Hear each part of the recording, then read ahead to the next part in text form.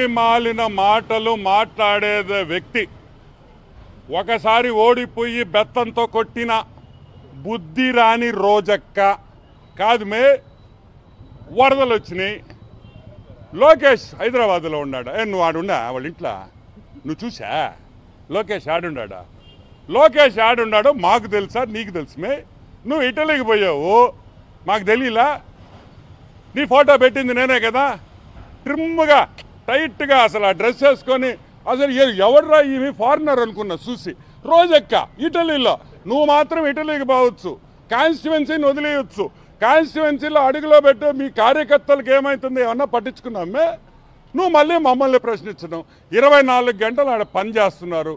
మీ వాడు వచ్చాడు, గేట్లు అన్నాడు, ఆ ఫ్లడ్ అన్నాడు, ఆ కాగితం సరిగ్గా కాదు మే. నువ్వు జగన్మోహన్ రెడ్డిని పంపిస్తావు, ఏం చేయాలా? ఆ కాగితం ఇచ్చి చదివించాలి. 15 సార్లు చదివించండి, అదన్నా కరెక్ట్గా చెప్తాడు.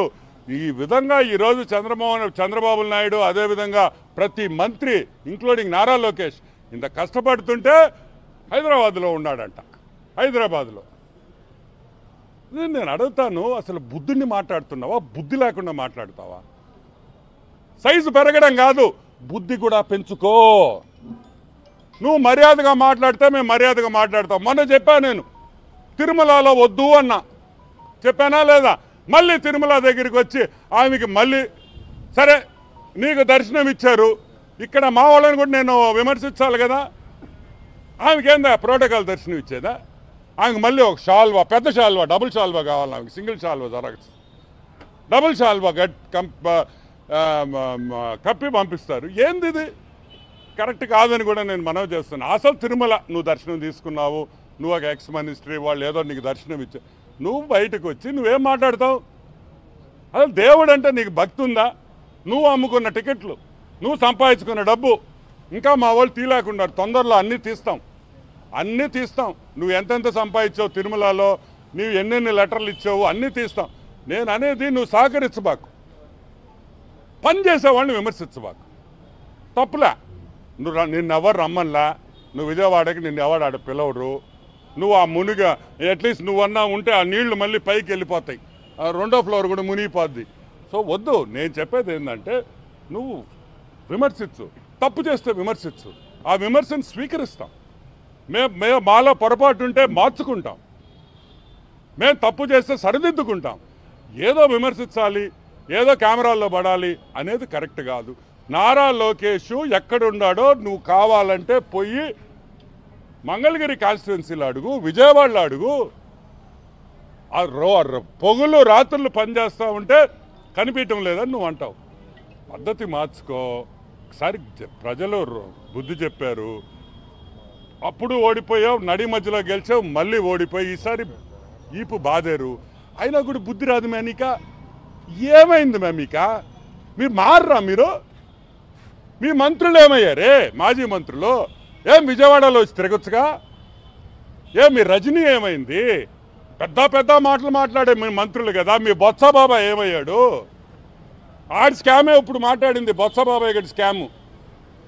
ఆయనే మంత్రి, ఇప్పుడు హైకోర్టుకు పోతుండేది కూడా ఆయన కూడా ఒక ముద్దాయి. దాంట్లో స్కామ్లో చూపించే ఇంట్రెస్ట్ ప్రజల కష్టాల్లో ఉన్నప్పుడు కూడా చూపించండి.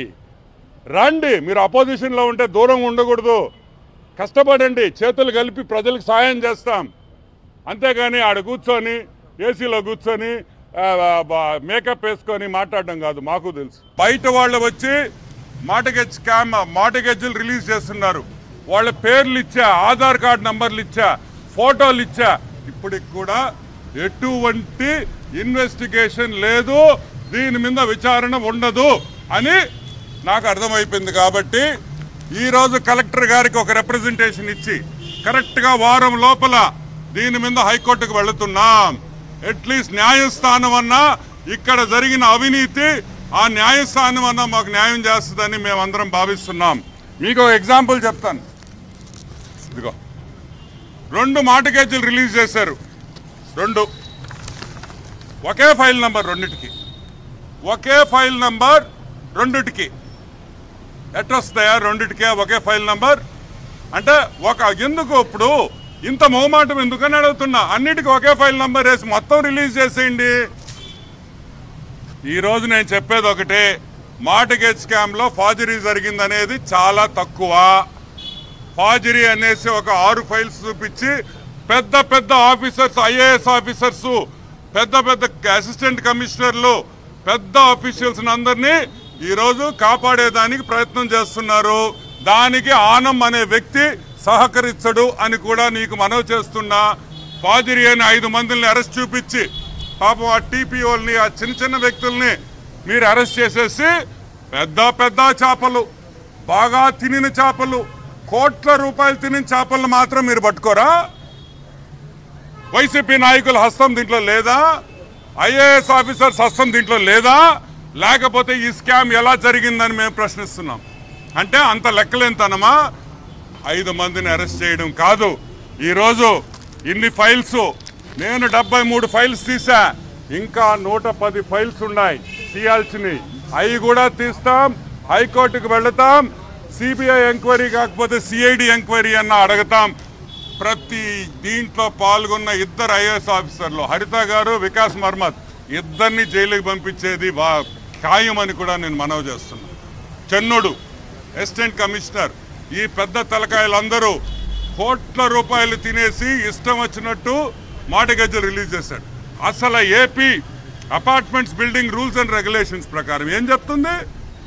ఆక్యుపేషన్ సర్టిఫికేట్ లేకపోతే అసలు అపార్ట్మెంటు అసలు ఉండేదానికి లేదు. ఎందుకు ఉండేదానికి లేదు అంటే అది జీవించేదానికి సరైన వసతులు, ఫైర్ గేర్ అన్నీ ఉండాలి. అప్పుడే నీకు ఆక్యుపేషన్ సర్టిఫికేట్ ఇస్తారు. ఓసీ లేకుండా మార్ట్గేజ్ లెటర్ రిలీజ్ చేస్తారా? మీ అబ్బసొత్తా? దానికి బిల్డింగ్ పర్మిషన్లు ఎందుకయ్యా? మీరు బోర్డు పెట్టేయండి కార్పొరేషన్ కాడ, బిల్డింగ్ కట్టుకోవాలంటే 20 లక్షలు, అన్ని అనుమతులు కావాలంటే 10 లక్షలు, ఆడొచ్చి లంచాలు ఇచ్చేసి మీరు సంతకాలు పెట్టేసి వాళ్ళు కట్టుకుంటారు బిల్డింగ్లు.